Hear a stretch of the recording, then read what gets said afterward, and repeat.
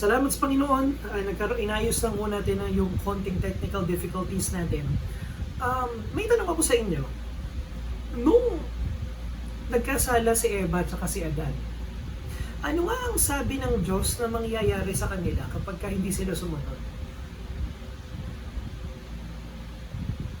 Recitation ho ito. Pwede ho kayo sumagot. Ano ang sinabi kay Eva at kay Adan nung inutusan sila? Ano mangyayari pag hindi sila sumunod? Pwede ko kayo mag-unmute, pwede kayo mag-share.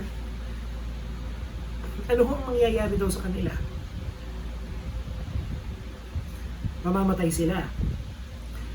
At nangyari, nagkasala nga sila, kumain sila ng bunga, at nagkasitahan lumabas na kung ano nangyari, di po ba? Namatay ba sila?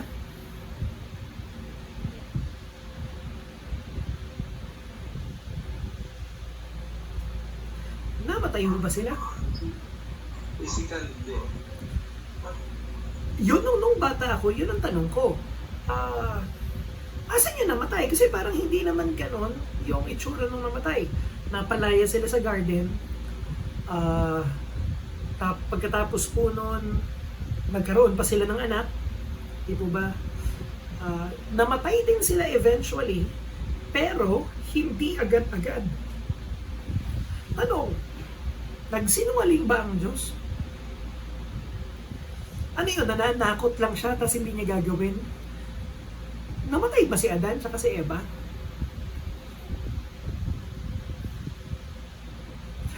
Ang sabi kanina ni Daddy, physical hindi. So, ang assumption, namatay sila spiritually. Anong ibig sabihin nung namatay si Adan at si Eva spiritually? Anong ibig sabihin? Anong klaseng kamatayan ang naranasan ni Eva at ni Adan? Kung ito po ay narinig nyo na sa ibang mensahe o kung may idea kayo, anong ibig sabihin nun? Kasi kung anumang kamatayan ang naranasan ni Eva at ni Adan noong mga panahon na yon, yun ang kaklase ng kamatayan na namanan natin. So sa palagay nyo, ano yun?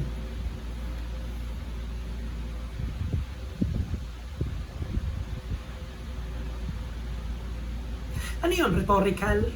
Ano yun? Symbolical lang ba yung pagkamatay natin? Anong ibig sabihin? By the way, consistent ang Bible dito. Hindi describe ng Biblia yung kalagayan natin bilang tayo may karamdaman lang. Hindi nga sinabi ng Bible na malala yung karamdaman natin eh. Ang statement ng scriptures, ang categorical na assertion ng scriptures ay ito. Namatay tayo nung mga naghari ang kamatayan. Mamaya makikita natin yon sa Romans chapter 6. Tayo ay naging patay. Ano yun?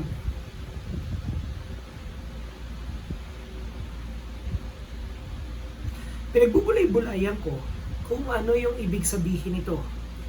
Ngayon, habang naghahanda ako ng ating pag-aaralan ng mga nakakaraan. Unang-una,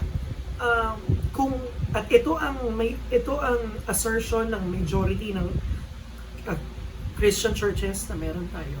Dahil ang Diyos ay buhay, dahil siya ang source ng life, dahil ang Diyos ang pinagmumulan ng lahat ng buhay, physical, spiritual, ang mahiwalay sa Kanya ay mahiwalay sa buhay. In one sense, yun ang pwede nating sabihin na kamatayan. Diba? Nahiwalay ka sa buhay. Meron akong pinapanood na video ng Campus Crusade for Christ. Ang isa sa mga ilustrasyon nila ay kapag yung laptop hinugot mo sa charger niya, umaandar pa siya, pero eventually magra-run out na siya ng kanyang battery. Nade-drain yung buhay niya, in a sense. Yung ma-disconnect sa charger ay ma-disconnect sa buhay, okay, sa power. Kaya kapag nag-disconnect siya, eventually magra-run out ka ng life, parang gano'n. Isa yun sa mga aspect ng spiritual death natin. Ang mahiwalay sa Panginoon ay mahiwalay sa buhay. Pangalawa, na ibig sabihin ito, ang isa sa mga defining characteristics ng death ay yung dead wala siyang magawa. Ang pinagkaiba ng sick tsaka ng death ay ito. Yung sick, depende sa degree ng kanyang sickness, meron siyang magagawa to better his situation. Like for example, kung ang pagkakasakit mo mababaw na trangkaso lang, bagamat may sakit ka, pwede kang bumangon sa kama mo, punta ka sa butika, bumili ka ng gamot, magpa-check up ka, pwede mo pilitin mo kumain yung sarili mo kahit na wala kang gana. Or kung talagang malala na yung karamdaman mo, pwede kang humingi ng tulong, di ba? Merong mga ospital na yung pasyente, meron siyang parang buton na pipindutin.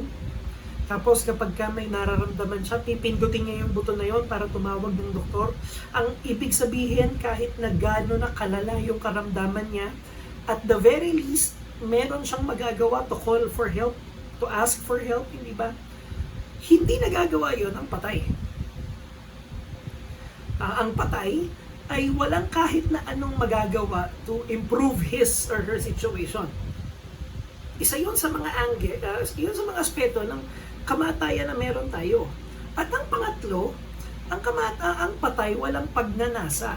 Ang patay walang kahit na anong desire na lumapit sa Panginoon.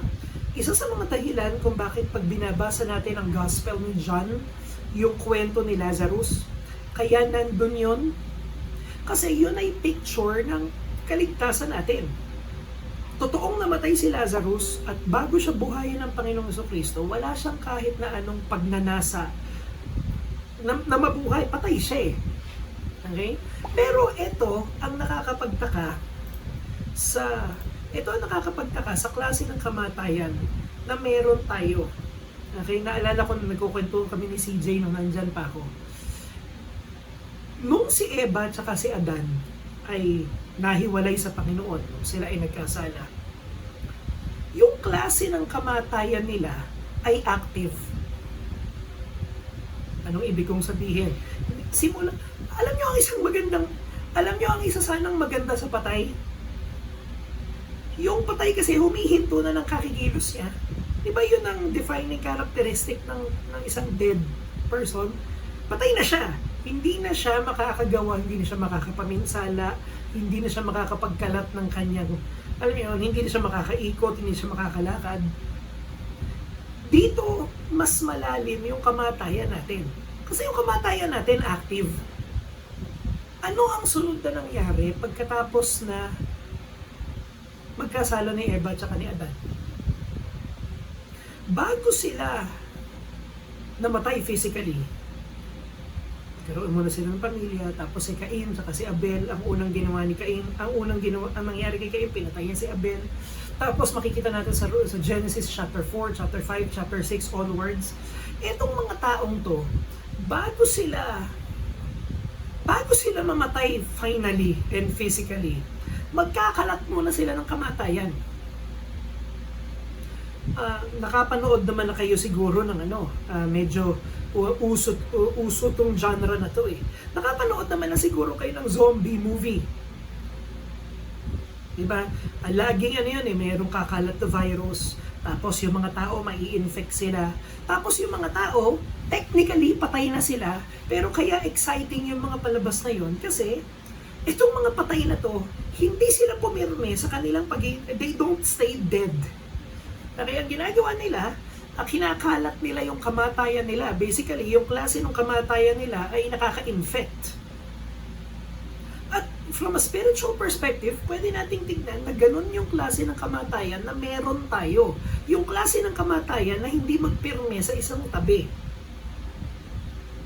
Hindi kataka-taka na lahat ng hawakan ng tao, lahat ng puntahan ng tao, lahat ng pagkaabalahan ng tao, lalagyan niya ng kamatayan. Nakwento ko na sa inyo dati na itong si July ay ang isa sa mga pampatulog niya, makinig ng mga true crime documentaries. At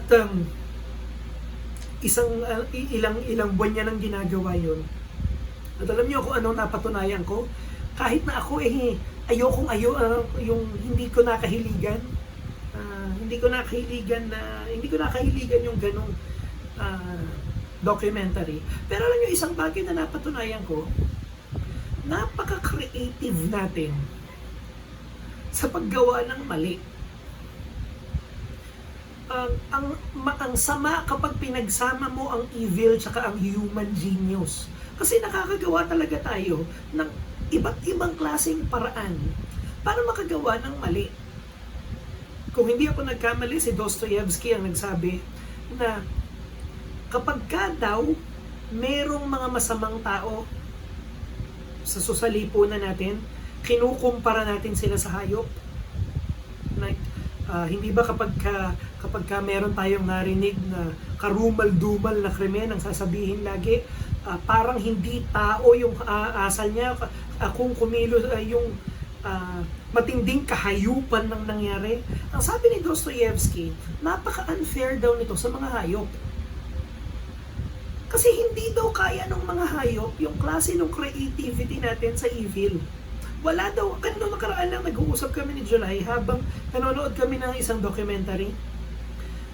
Alam niyo kung ano ang pagka merong taong masiba, kapag ka merong taong greedy, kapag ka merong tao na hindi makontento, ang tawag natin sa kanya buhaya. Alam niyo ba ang buhaya kapag ka busog na hindi nakakain? Alam niyo ba na yung buhaya kaya niyang magtagal nang hindi siya kumakain? Kakain siya pero pagkatapos niyang kumain, hindi na siya kakain ulit pagkabusog na siya. Ang sabi ni Dostoyevsky, wala daw nilalang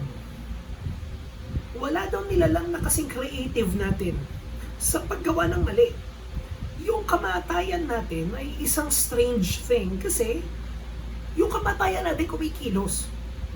Kanina, yung isa sa mga binanggit ni Daddy, yung klase ng kamatayan na meron tayo ay klase ng kamatayan na kaya nating i-share sa mga anak natin.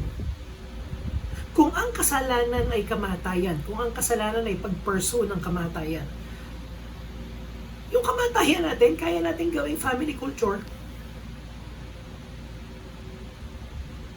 Matagal na ako nagtuturo, si Jarden matagal nang nagtuturo, at bukod sa family problem, meron pa ba tayong alam na leading cause ng discouragement, depression sa isang bata?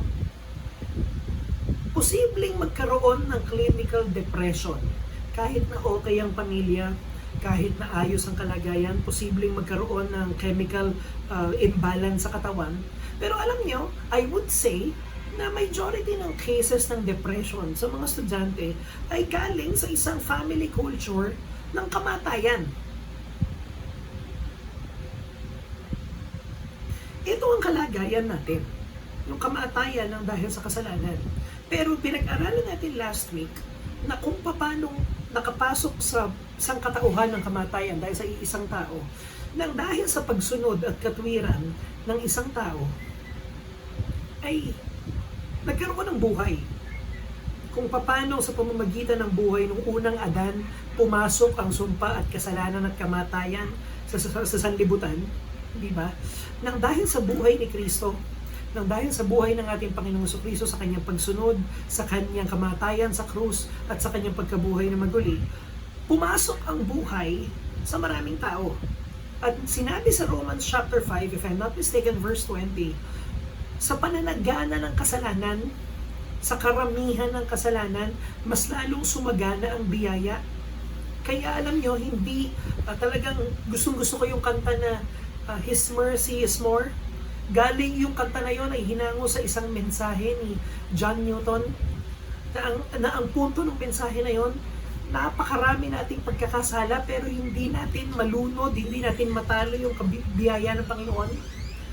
Dumako ngayon tayo sa Romans chapter 6 at yun yung unang tanong ni Pablo.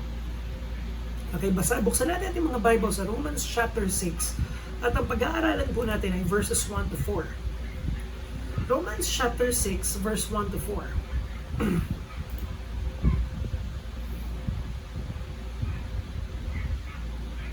Ang sulat ni Pablo sa mga taga-Roma, kapitulo 6, talatang 1 hanggang 4.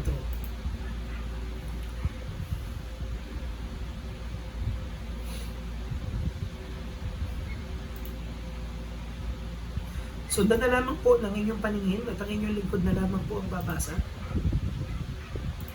Alam niyo, Romans chapter 6, verses 1 to 4. What shall we say then? Are we to continue in sin that grace may abound? By no means. By no means. How can we who died to sin still live in it? Do you not know that all of us who have been baptized into Christ Jesus were baptized into His death? We were buried therefore with Him by baptism into death, in order that, just as Christ was raised from the dead by the glory of the Father, we too might walk in newness of life. Salamat sa pagkabasa ng salita ng Panginoon. Tayo manalangin, Panginoon, ituro mo sa amin ang iyong salita sa gabi ito. Sa pangalan ni Jesus, Amen. Amen. Ang isa sa mga unique things na makikita natin sa Romans pagka pinag-aaralan natin ito,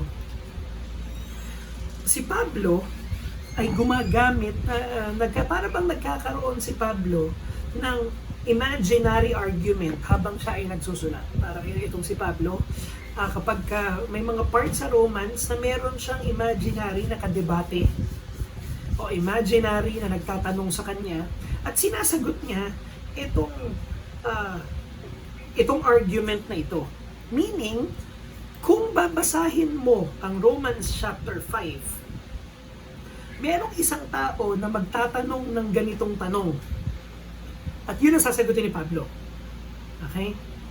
Madali ito, maiintindihan to ni Jordan, maiintindihan to ng mga nagtuturo. Meron laging estudyante, kapag nagtuturo ka, makakahanap siya ng itatanong laban sa iyo. Yung maikakatwiran niya. Okay? Ini-imagine ni Pablo, itong mga ngatwiran na to, at sasagutin niya to, isa to sa mga unique techniques of writing na makikita natin sa Romans chapter 6. At ito, yung imaginary argument na meron si Paul. Pero alam nyo, hindi siya masyadong imaginary. Itong sabi sa verse 1, what shall we say then? Are we to continue in sin that grace may abound? Ito ay galing sa chapter 5 verse 20. Sabi ni Pablo na kung papaanong nanagana, dumami ang kasalanan, mas lalong nanagana, mas lalong madami ang biyaya ng Panginoon. At merong imaginary na ka-argue si Paul. At ang tanong, kung gano'n naman pala, na kapag dumadami ang kasalanan, mas lalong dumadami ang biyaya ng Panginoon. Ba't hindi na lang tayo magpatuloy sa pagkakasala? Itong question na to ay laging present sa kahit na anong conversation patungkol sa biyaya ng Panginoon. Kung hindi ako nagkakamali, si C.S. Lewis ang nagsabi na ito ang hallmark ng totoong preaching ng grace. Paano mo malalaman kapag yung grace na naririnig mo ay grace na biblical o totoong biyaya? Ito ang isa sa mga hallmark. Ang totoong preaching ng grace ay laging susceptible sa abuse. Malalaman mo na pinapangaral ang biyaya in all its glory kapag merong parte sa'yo na nagtatanong na, kung ganyan kaganda ang biyaya, bakit hindi abusuhin? Bakit? Bigyan ko kayo ng halimbawa. Meron akong, hindi ko maalala kung saan ko narinig yun, na may nakausap ba akong pastor, may nakausap ba ako na taga-ibang church, hindi ko maalala, pero meron kaming naging ganitong usapan na hindi siya naniniwala na ang kaligtasan ay hindi nawawala. Okay? Para sa tao na to, hindi totoo na hindi nawawala ang kaligtasan. Naniniwala siyang nawawala ang kaligtasan. Okay? At nag-uusap kami, parang ito ang pagkakasabi niya. Siyempre, kapag hindi nawawala, pagka ang kaligtasan ay hindi nawawala, aabusuhin to ng mga Kristiyano. Kaya dapat nawawala yung kaligtasan para matuto silang sumunod sa Panginoon. Nakuha niyo ba yung logic niya? Ang punto nitong taong to, yung kaligtasan, hindi siya pwedeng permanent. Kasi kung permanent siya, aabusuhin ng mga Kristiyano yun at sila yung magkakasala.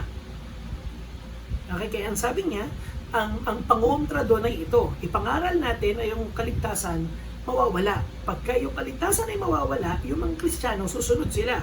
Naalala ko may sinabi siya, kaya daw yung ibang mga grupo, yung ibang mga relihiyon, tignan, parang pagkakasabi niya, tignan mo ang sipag nilang mag-evangelize, ang sipag nilang magbahay-bahay, ang sipag nilang maglingkod. Bakit? Kasi mawawala para sa kanila, nawawala ang kaligtasan. Tignan niyo yung mga leader nila, hindi naman problema. Ang alam ko dyan sa Mindoro ko nakausap yun eh. Hindi ko maalala kung sino sa kanila yun. Pero yun ang logic, di ba? Na talaga bang ganyan kagarbo? Talaga bang ganyan kaluwag? Talagang ganyan ba karami ang biyaya na binigay ng Panginoon? Kung ganyan kabiyaya ang Panginoon, magpatuloy tayo sa kasalanan. Yun yung argument na sinasagot ni Pablo dito sa Romans chapter 6. Pero gusto ko magsimula sa pagsasabi na tunay na yun ang biyaya ng Panginoon. Hindi ibig sabihin dapat mong abusuhin, hindi kayo ni-encourage ng Bible na abusuhin ang biyaya ng Panginoon, pero ang totoong biyaya ng Panginoong Hesukristo, kapag ka pinag-aaralan mo, ino-open niya yung sarili niya sa vulnerability of being abused. Ang biyayang hindi pwedeng abusuhin ay hindi biyaya. Okay?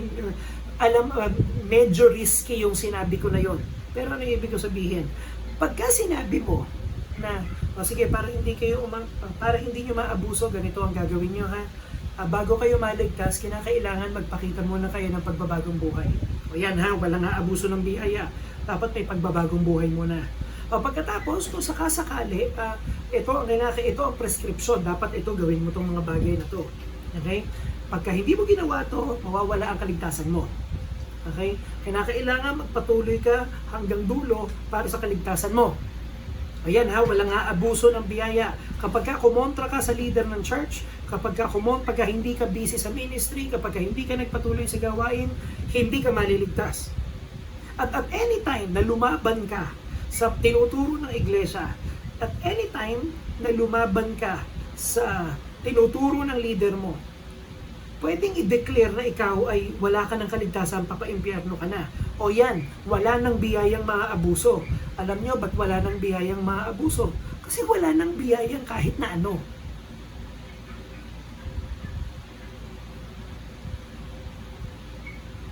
Ang totoong pagkakaintindi sa biyaya ng Panginoon ay ito. At mapag-aaralan natin ito sa Romans chapter 8. Therefore, there is now no condemnation to those who are in Christ Jesus. Wala nang paghatol na nasa kanila na kay Kristo Jesus na. Silang nakipag-isa kay Kristo ay bagong nilalang na. Silang mga nakipag-isa kay Kristo ay binigyan mo ng karapatang maging anak ng Diyos. Radikal ang mabuhay sa biyaya. Isang ilustrasyon na sana makapagbigay ng light dito sa pinag-uusapan natin kahit na alam kong hindi siya aabot sa katotohanan ng pinag-aaralan natin. Noong nakaraan, meron kaming retreat ng mga estudyante ko sa school. Okay. Ang sabi sa akin ng head ng school, mag-organize ka ng retreat. Kaya ginawa ko, pumunta ako ng IGSL at meron akong kaibigan doon na inanyayahan ko. Sabi ko, itong mga batang to, kailangan nila makilala si Kristo, i-organize natin. Nagpaplano na kami at ang isa sa mga challenge, ayaw ng mga batang magbayad ng mahal. Yung mga venue, masyadong mahal. Tapos, konti pa yung mga estudyante ko. Kaya bukod sa mahal na yung venue, ang konti pa nilang maghahati-hati. Mas ang galing sabi, na-degrade yung retreat nila sa school na lang gagawin. E di imagine niyo kung ikaw ang high school student, nung retreat, i-excite ka sana, lalabas kayo pupunta kayo, magsuswimming kayo, hahanap kayo ng lugar, school na lang. Pero, ang sinabi ng head ko, dahil sa komplikasyon, ang may rule ang DepEd na kapag ka magpapatulog ng estudyante sa school, dapat kompleto ang facility. Hindi pwedeng magpatulog ng kulang-kulang ang facility sa school, walang shower, may mataas ang requirement ng DepEd. Sinabi rin ng principal ko na hindi na pwedeng overnight. So, hindi na lalabas ng school, hindi pa overnight. Okay? Tapos, magbabayad pa sila. Okay? Meron silang babayaran na hindi sila pupunta sa ibang lugar, hindi sila mag-overnight, di ganun. Sinabihan ako ngayon ng principal ko, nakausapin yung mga estudyante at anyayahan sila. Etong matindi, hindi pa required. Hindi siya required, hindi siya overnight, hindi siya lalabas. Medyo mahirap siyang ibenta. Kasi ang sabi ng mga estudyante, Sir, bakit ganun? Kung dito na tayo sa school, ba't may babayaran pa rin? Bakit ang mahal? Tapos, hindi naman pala required, hindi naman pala siya makaka-apekto sa grades. Ngayon, iniisip ko, pwede kong gawa ng paraan eh. Pwede kong isama sa performance task, pwede kong gawing seat work, pwede kong magbigay ng bonus grade. Alam niyo yun, kailangan ko silang, pwede kong gumawa ng mga kaparaanan para maobliga silang sumama. Okay? Pero alam niyo, pinaalala sa akin ng Panginoon, Calvinist nga pala ako. At umaasa nga pala ako sa sovereignty ng Panginoon. Kaya nanalangin ako. At ang sabi ko sa mga estudyante, ganito, ito ang gagawin natin dun sa retreat. Okay? Ito ang nilagay ng pagnanasa ng Panginoon sa puso ko. Gusto ko kayong nandun. Pero hindi kayo required. Tama yung nakita nyo sa memo, hindi required. Okay? Hindi ako gagamit ng kahit na ano laban sa inyo kung hindi kayo pupunta. At doon sa mga pupunta, hindi ako magbibigay ng kahit na anong compensation sa grades such that na madedehado yung mga hindi pupunta. Hindi, walang ganun. Okay? Andyan yung memo, gusto ko sana nandun kayo, pero walang kahit na anong pagmumuwersa on my part. Kung sino ang makapunta, salamat sa Panginoon. Kung hindi, edi hindi. Pero hindi ko kayo hahatulan, hindi ko kayo gigipitin para sumama kayo.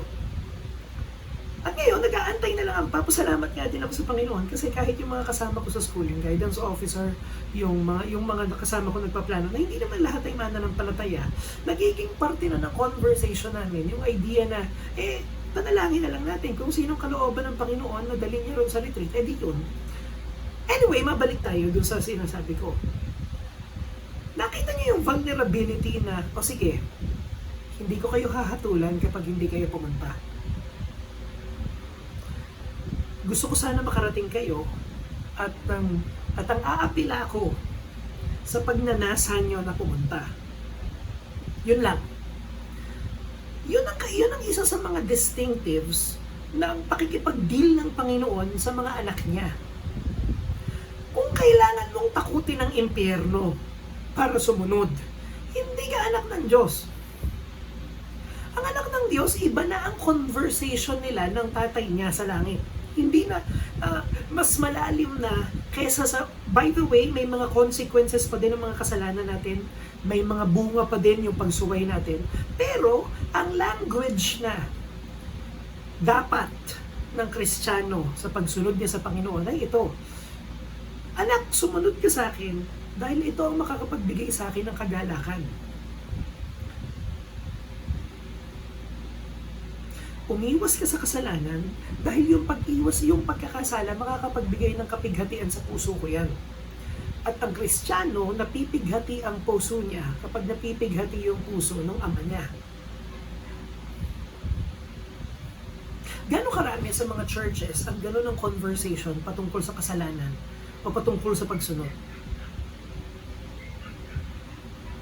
Mas madali, mas sanay, mas kalakaran yung paggamit ng manipulasyon.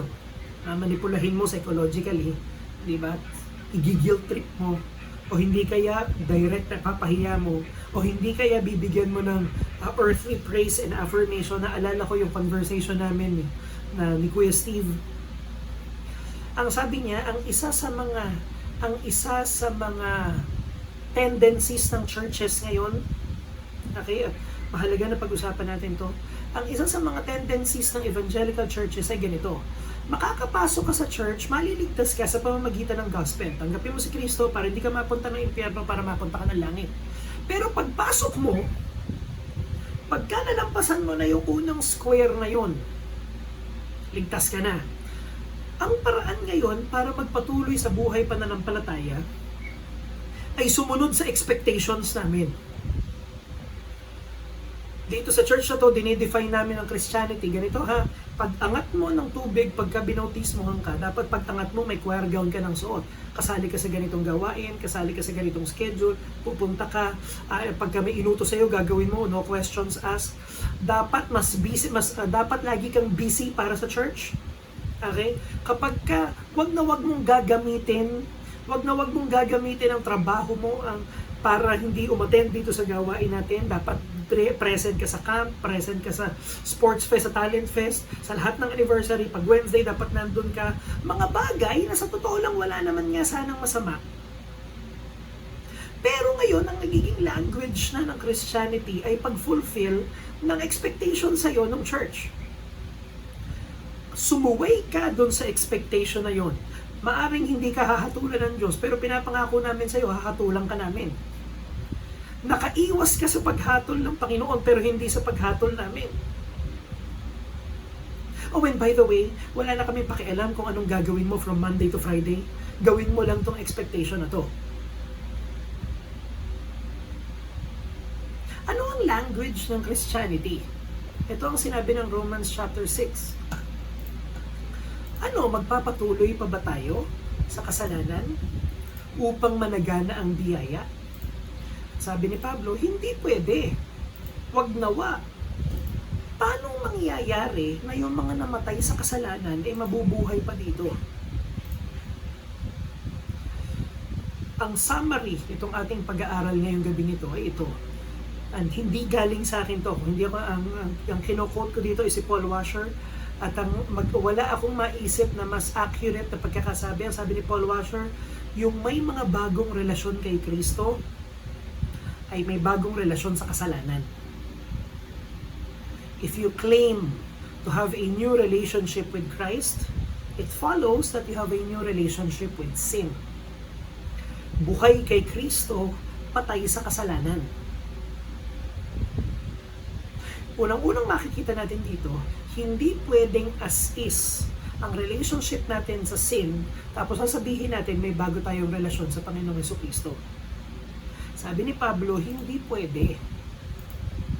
Hindi ka na pwedeng mabuhay dun sa isang bagay na kinamatayan mo na. Ito ang dynamics ng isang mananampalataya compared sa hindi mananampalataya. Yung hindi mananampalataya, buhay pa siya sa kasalanan at siya ay umiiwas. By the way, ang isang unbeliever, maari siyang umiwas sa kasalanan. Pero umiiwas siya sa isang bagay na buhay pa sa kanya. Or rather, buhay pa siya doon.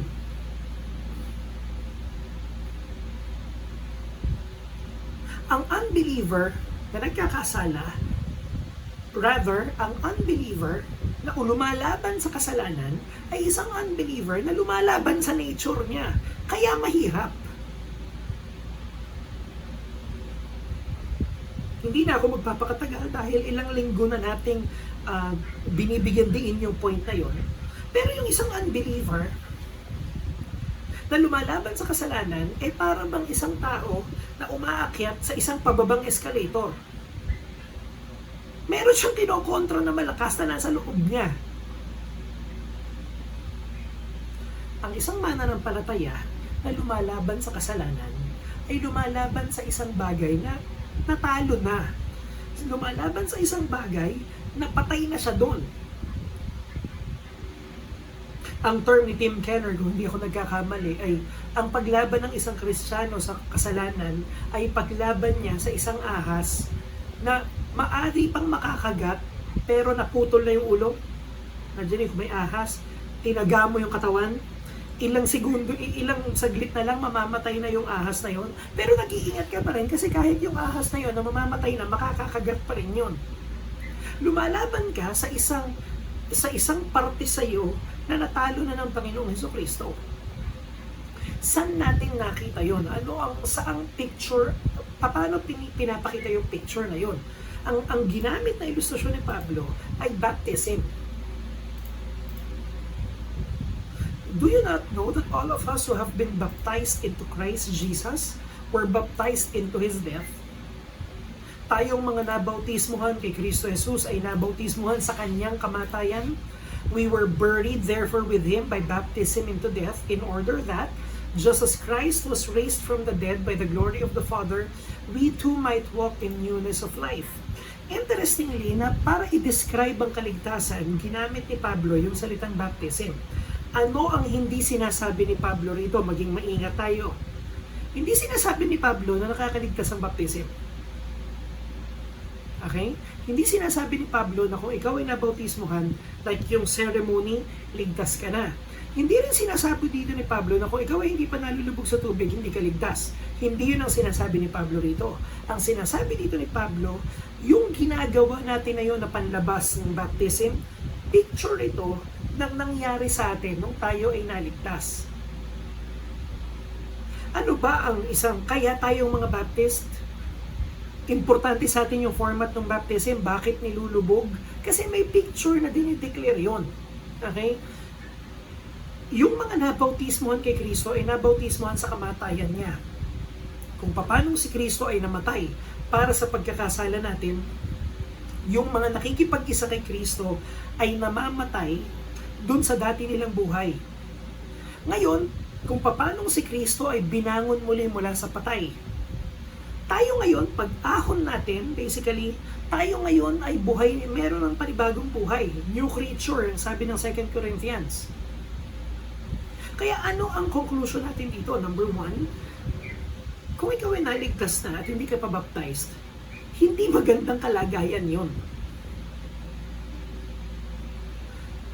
Para sa mga naligtas na, kung talagang nangyari na yun sa atin on a spiritual level, na tayo ay namatay na sa ating pagkakasala at ngayon tayo isang bagong nilalang na kailangan mabautismuhan. Hindi kinakailangan yon para tayo mapunta ng langit, pero kinakailangan yon just the same. Inuutos ng Biblia. Pangalawa, ito ang picture ng buhay natin ngayon. Hindi tayo umiiwas sa kasalanan dahil lang sa pinagbabawalan tayo. Umiiwas tayo sa kasalanan kasi completely inconsistent na siya sa buhay natin. Hindi na compatible, hindi na harmonious. Ang term na ginagamit, naalala ko nung nasa Bible school pa ako. Dissonance.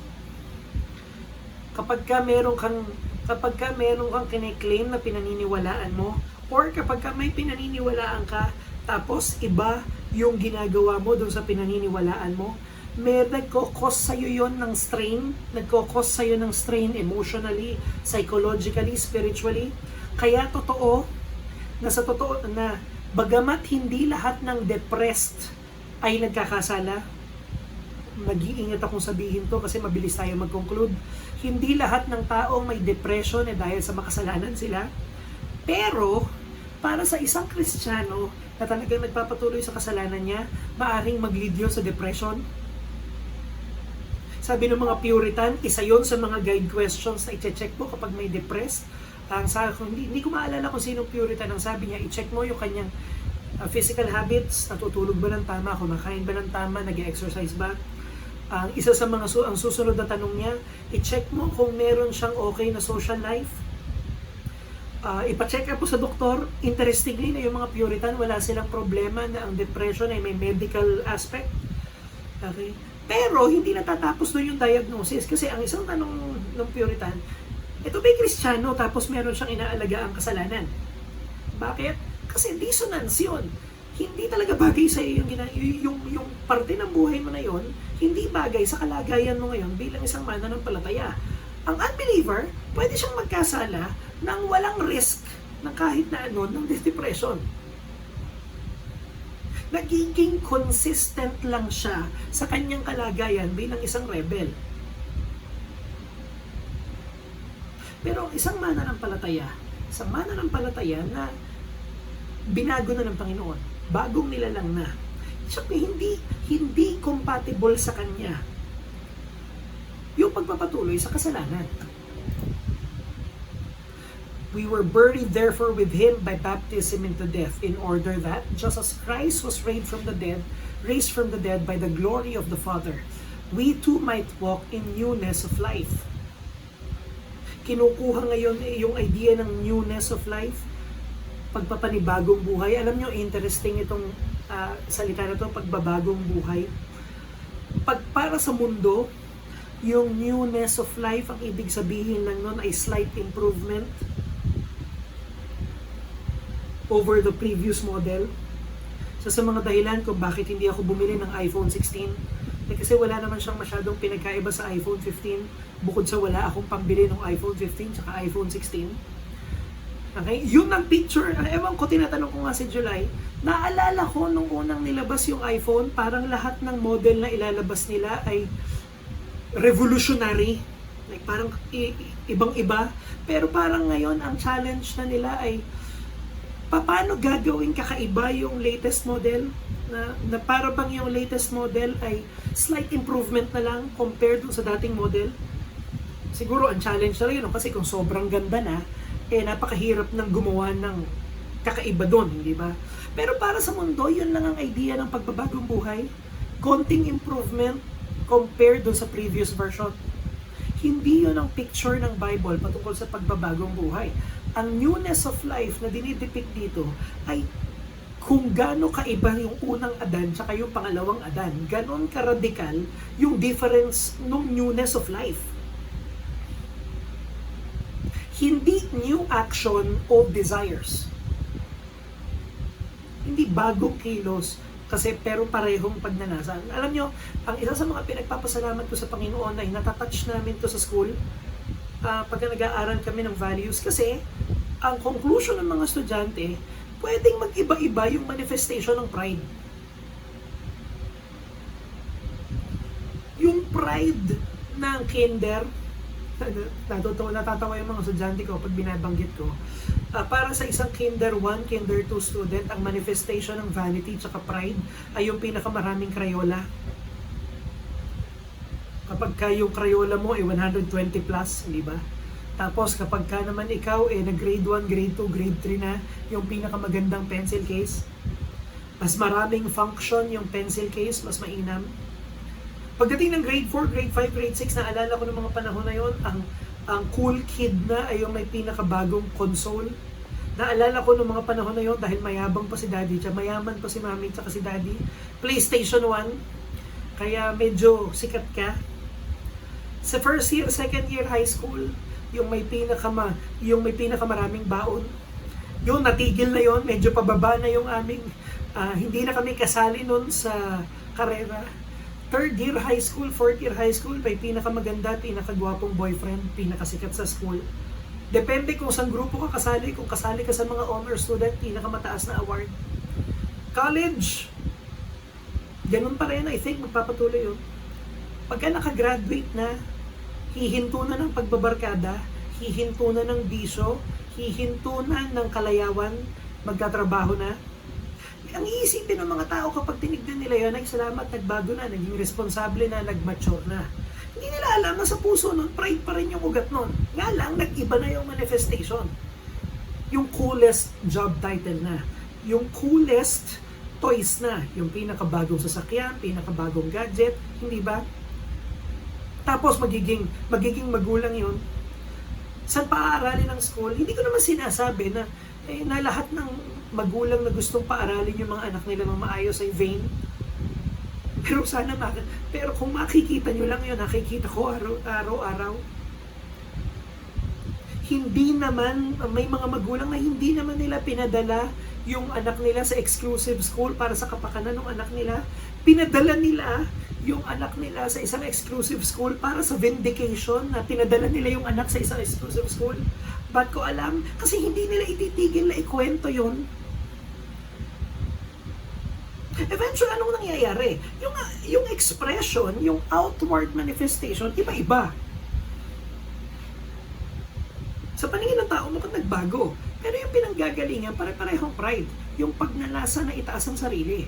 Hindi yon yung newness of life na sinasabi natin.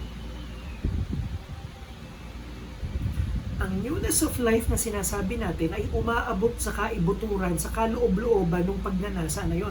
Sabi ng isang estudyante ko, hindi ho kasi kayang palitan ng desire. Alam ko na naintindihan niya na yung problema ng human sinfulness nung nagtaas siya ng kamay at in desperation ng sabi ng estudyante ko na yon, ano hong gagawin namin? Yun ang tamang tanong eh. Kapag nakita mo na yung pagiging malala nung ating kalagayan, na yung sinfulness natin bago nagiging action ay desire muna siya. At ang sabi ng estudyante ko na yon, hindi ko napapalitan yung desire eh. Meron talaga sa loob ko na desire na gumawa ng mali at hindi ko siya mapalitan.